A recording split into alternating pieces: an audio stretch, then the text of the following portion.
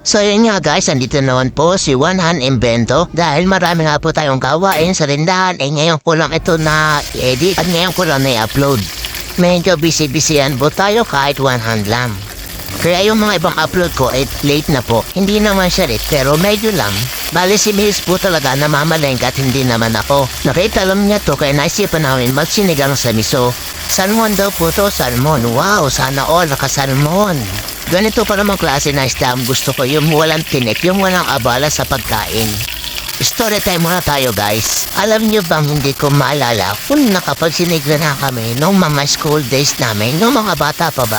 Hindi ko talaga maalala kung kailan. Sa totoo lang guys. At alam niyo ba kung kailan ako nakatikin ng sinigang? Nung nagkatrabaho na ako, noon ko lang nalaman na ito pala ang sinigang.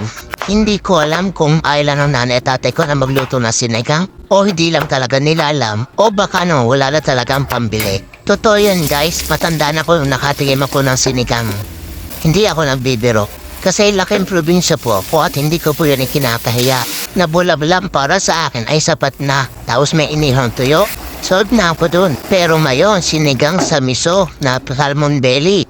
So yun lang guys, thank you for watching.